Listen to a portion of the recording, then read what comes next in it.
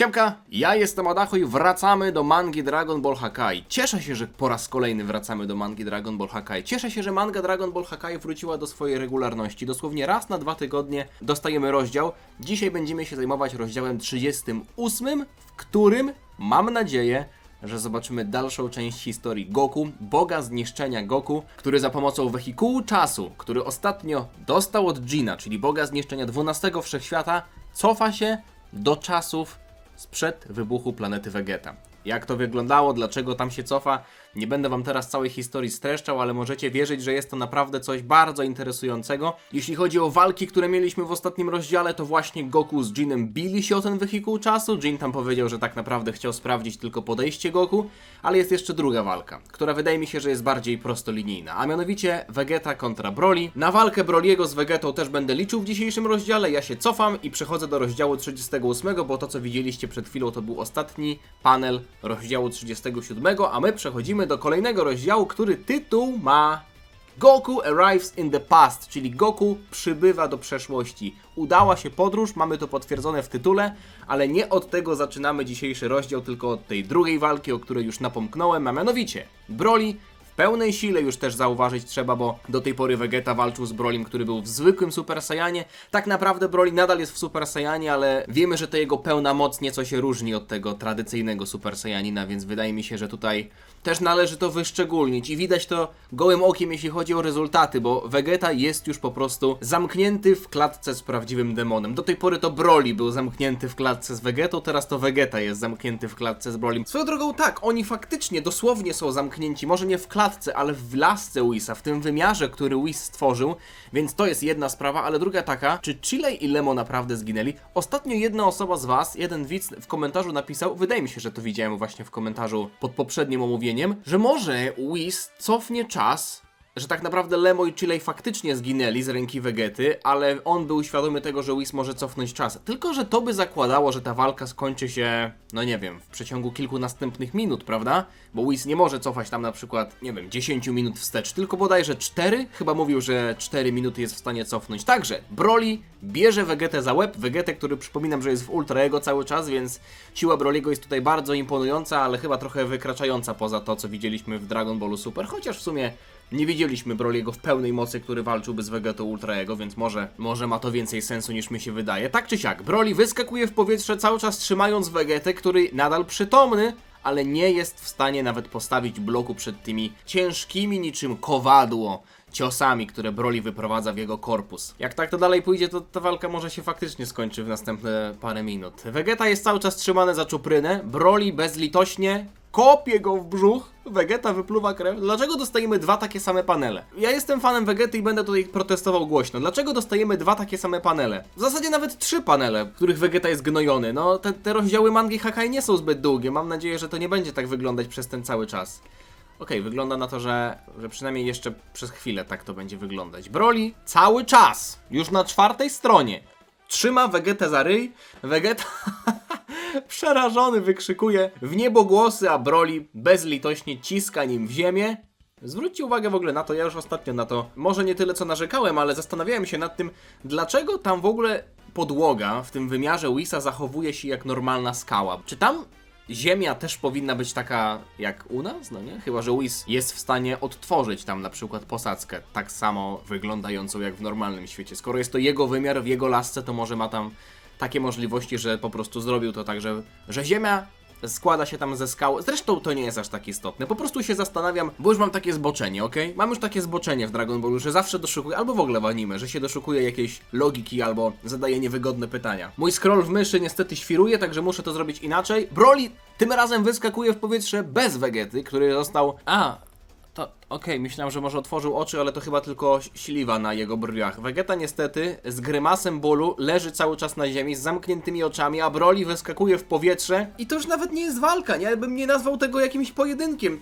To już wygląda jak znęcanie się nad bezbronnymi. Broly cały czas znęca się nad Vegetą, wbijając w jego plecy kolana, a my widzimy w ogóle tam jeszcze postacie Whisa i Beerusa, którzy sobie to wszystko oglądają. Vegeta wiedział, na co się pisze, a może i nie wiedział w sumie. No dobrze, w końcu mamy jakieś dialogi, zobaczymy, co Beerus ma na ten temat do powiedzenia. Póki co nic nie mówi, 3 kropki. To jakbym robił bingo Hakai, to może bym tam zaznaczył 3 kropki. To mój pierwszy raz, kiedy widzę, jak ten gość o imieniu Broly walczy, mówi Beerus. Na ziemi czułem jego moc, ale nie widziałem osobiście jego walki. Jest naprawdę szaloną bestią. Beerus jest pod wrażeniem siły Broly'ego.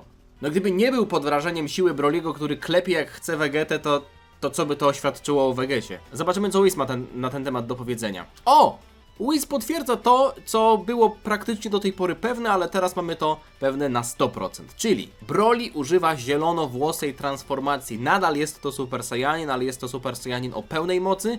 Whis twierdzi, że ta jego moc po prostu wystrzeliła w kosmos na niesamowite poziomy wraz z tą zielonowłosą transformacją. Jest zupełnie inna niż to, co Broly prezentował minutę temu. Czy może, przepraszam, czy może Vegeta też ma jakąś jeszcze transformację w rękawie, czy... Nie ma rękawów, okej, dobra, to koniec. Vegeta nie ma rękawów. Może jego Ultra Ego wyewoluuje, co wy na to? Zobaczcie, czy jego duch bojowy nie będzie rozpalany przez te wszystkie uderzenia? Moim zdaniem to już powinien płonąć jak pochodnia. Vegeta po raz kolejny otrzymuje cios w twarz, potem coś tam chyba próbuje blokować? Ja tu widzę rękę Vegety. Naprawdę ja już się cieszę z domniemanego bloku Vegety.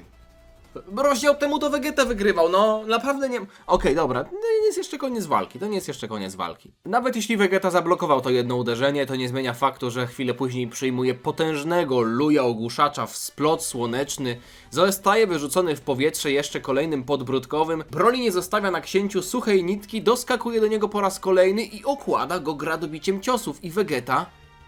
Jest! On udawał? Czy to tylko jakiś zła mina do dobrej... nie, dobra mina do złej gry. Moja kolej! Mówi Vegeta uśmiechając się, otwierając w końcu jedno oko. Może czekał, aż Broly go po prostu tak wzmocni tymi uderzeniami, że tak to tylko wyglądało, że przegrywa. Vegeta w końcu otwiera oczy. Jedno w zasadzie. Moja kolej! Wykrzykuje. Broly jest zdumiony.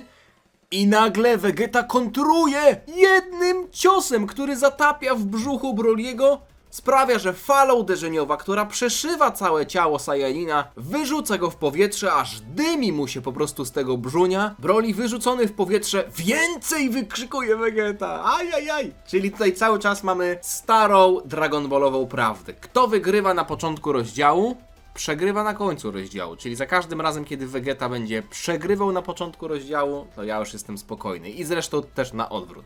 Więcej! Uwolnij więcej mocy! O! Myślałem, że Vegeta się cieszy, że ma więcej mocy swojej, a tu wygląda na to, że on cały czas prowokuje Broly'ego. W sensie nawet...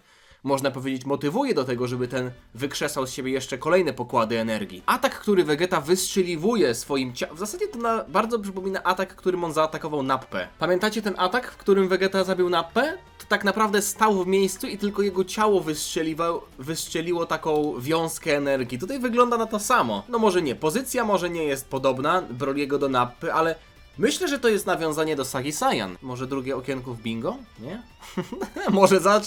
może zacznę rozwiązywać bingo Yang Jijiego w przypadku mangi Dragon Ball Hakai. Broly jest trafiony tym atakiem. Po raz kolejny wygląda na to, że cios Vegety zadaje mu potężne obrażenia. Vegeta nie ma zamiaru poprzestawać i kontynuuje, przygotowując coś, co ja, fan polskiego tłumaczenia, lubię nazywać atakiem wielkiego wybuchu. Big Bang Attack! Wystrzeliwuje Vegeta w stronę Broly'ego. Powiem wam, że to nie wygląda jak standardowy Big Bang Attack. W sensie sam atak zawsze był taką kulką, prawda? To było dość zabawne, bo to pod kątem wizualnym ten atak nigdy nie robił dużego wrażenia. W sensie, że to była zwykła kulka energii. Czym się miałaby różnić od innych kulek energii? Może była bardziej skondensowana. Myślę, że to jest wytłumaczenie, ale to ten wybuch w powietrzu, swoją drogą, wybuch w powietrzu, może kurwa odpalę to bingo.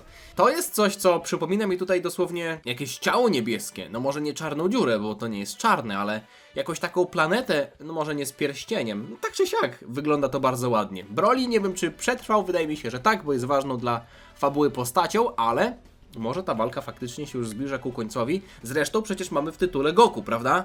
Gdzie ja jestem? Tutaj jestem. Myszko! Broly coś tam krwawi, proszę bardzo. Broly ma jedną rękę wyłączoną z gry, czy to tylko zadrapanie? Zaraz się przekonamy, ale mam wrażenie, że ta walka naprawdę chyli się ku końcowi i może będziemy przechodzili do tematu tego odcinka, do tego tematu, który został zasugerowany nam w tytule, czyli do Goku, który przeniósł się w czasie. Pękający Nie, no co jest 5? Pękający napis nawet jest? Mam wrażenie, że pan Gustavo, do którego serdecznie zapraszam, jeśli jeszcze dzisiaj tego nie mówiłem, ale autorem mangi jest pan Gustavo. Linki do niego, do Patreona i do jego kanału i do samej strony Dragon Ball Hakai znajdziecie tradycyjnie w opisie, a my przechodzimy do dalszej części tej walki. Dokładnie. Broly ewoluuje w każdej sekundzie, ale z drugiej strony moc destrukcji napełnia Vegetę. Jest paliwem jego wojowniczego ducha, co sprawia, że Vegeta jest silniejszy jako rezultat, okej. Mamy tutaj tak naprawdę wyścig sajańskich transformacji, wyścig sajańskich genów, bo tak jak Broly jest tą mutacją, która z każdą sekundą walki się wzmacnia, Vegeta ma swoją odpowiedź, boską technikę Ultra Ego, która sprawia, że rozpalanie ducha bojowego też daje mu nieskończoną moc, a w zasadzie ten sufit jest nieistniejący, no nie? Kto się szybciej wzmacnia, kto szybciej osiągnie swój sufit, kto swoją granicę możliwości, wygląda na to, że Vegeta póki co ma większą szansę na zwycięstwo w tej walce. Ląduje przed Brolim, który cały czas leży półprzytomny w tej, może nie kraterze, ale w tej rozbitej skale, wymyślonej przez Whisa, bo to nie może być prawdziwa skała. Czy to wszystko, co masz? Gdzie twoja wściekłość? Nie chcesz mnie zabić za to, co zrobiłem twoim przyjaciołom? Czy twoje uczucia wobec nich były tak słabe? Prowokuje po raz kolejny Vegeta Broliego, a Broly połyka haczyk. Połyka przynętę. Zaczyna się wydzierać po raz kolejny, chociaż jego twarz już jest coraz bardziej zakrwawiona. Jest to ciekawy widok, bo w tym stanie Broliego nie widzieliśmy jeszcze. Cała strona, jeden panel poświęcony Broliemu, który się wzmacnia coraz mocniej. Wzmacnia coraz mocniej, jest taki mocny, że po prostu aż przemocny. Coraz mocniejszy jest ten mocarz. O! Co to jest za słup energii? Co to jest? Nie mówcie mi, że to... Nie, kurwa, co to ma być? Wiecie, ten słup energii podejrzanie przypomina mi Ultra Ego, ale jeśli Broly osiągnie... Nie, to jest bez sensu. To jest bez sensu, żeby Broly miał Ultra Ego. Ale ten słup energii, ta mina Vegety, może SSJ2? No to byłby następny krok, prawda? Może to byłby Broly Super Saiyanin 2? Zobaczymy, o co tu chodzi. O, patrzcie, nie widzimy jeszcze Broliego, ale Vegeta mówi uśmiechnięty. Tak, o to chodzi. Jego moc jest teraz większa, niż kiedy walczył z Gogetą na ziemi. Ale ty też byłeś Gogetą wtedy. No okej. Broly po raz kolejny przełamał się przez swoje limity, mówi Beerus, który wciela się w rolę narratora. Omoshiroi, mówi Whis, ależ to interesujące. Z jednej strony Saiyanin używający boskich mocy, popędzany przez chęć walki i niszczenia. Z drugiej strony Saiyanin napędzany najbardziej pierwotnymi, brutalnymi instynktami wojowniczej rasy. Kto będzie mógł ogłosić się zwycięzcą na końcu? Whis też się wciela w rolę narratora. Oni tutaj są komentatorami dosłownie. Ale to prawda, mamy tutaj dwójkę Saiyan, którzy kroczą zupełnie innymi ścieżkami mocy. Zobaczymy, kto będzie silniejszy. Czy mutacja, pierwotny, brutalny instynkt wojowniczej rasy, czy może boskie transformacje i Vegeta, który całe życie trenował, żeby osiągnąć tę wykraczającą poza zrozumienie śmiertelnika moc. Lololo, ololo, kolorki, ja widzę kolorki. Zobaczmy, co tu się dzieje. Lecą panowie w swoje strony i mamy to pokolorowane. Ja sobie to odpalę po prostu nawet na osobnej karcie. Spójrzcie na to. To jest chyba oczywiste, że to idzie dzisiaj na miniaturkę. Ale Broly nie osiągnął żadnej nowej transformacji. Przełamał swoje limity, ale jest to nadal Super Saiyanin. Już wiem, że to głupia myśl, ale przez chwilę mi przeszło przez myśl, że to może być Ultra Ego, bo słup energii wyglądał bardzo podobnie, ale myślę, że to jest po prostu tylko i wyłącznie inspiracja tamtymi kadrami. Proszę bardzo. Przechodzimy na planetę Vegeta. Dziesiątki lat w przeszłości.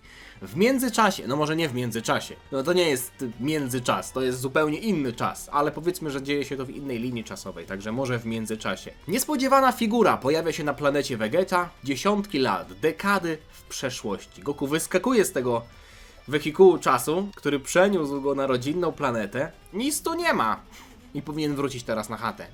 Nic tam nie było. Wygląda na to, że wylądowałem na jakimś pustkowiu. Czy w ogóle jestem na dobrej planecie? Pani Vados chyba nie spieprzyłaby koordynatów, prawda? Nagle Goku łamie kość pod swoimi nogami. Co to było? Jeju, co to jest za miejsce? W ogóle tu chyba mamy jakąś sajańską zbroję, zobaczcie. Jest szkielet faktycznie, ale jest na nim sajańska zbroja. Chociaż Sajańska zbroja? No, sajańska. No, ogólnie zbroja z armii Frizy, prawda? Chociaż biorąc pod uwagę, że to jest już szkielet, to może być na przykład zbroja tych, którzy walczyli z Cufulami, kiedy przejmowali planetę Plant, no nie? Może tak być. Przecież Sajanie przelecieli na planetę Plant z planety Sadala i podbili planetę Plant, nazywając ją planeta Vegeta, więc może to jest szkielet jakiegoś Sajanina, który walczył wtedy o zdobycie planety Plant. Przepraszam, sumimasen! Nie miałem zamiaru okazywać braku szacunku zmarłym, mówi Goku. Bardzo dobrze wychowany. Zobaczcie, nie ma tutaj nikogo dookoła, a on mimo wszystko pochyla się przed tym trupem, a za nim pojawia się jakiś Godzilla i to jest koniec dzisiejszego rozdziału. Od razu wam powiem, coraz bardziej wkręcam się w mangę Dragon Ball Hakai. To jest manga, która i tak na początku miała moją wielką uwagę, ale był pewien moment, w którym rzeczy się działy troszeczkę wolniej, mam wrażenie, albo się troszeczkę kręciły w kółko. Teraz naprawdę te wątki, które mamy ciągnięte i w przypadku Vegety i Broly'ego i ten w przypadku podróży w czasie Goku są niezwykle ekscytujące. Czekam na kolejne rozdziały, dziękuję Gustavo za to piękne dzieło. Jeśli wam się podobało, możecie zostawić lajka, możecie zostawić suba na moim kanale, wtedy niczego nie przegapicie i jeszcze raz zachęcam was do tego, żebyście zerknęli na kanały autora. Dzięki za oglądanie, widzimy się niebawem, trzymajcie się, na razie, cześć. Diana.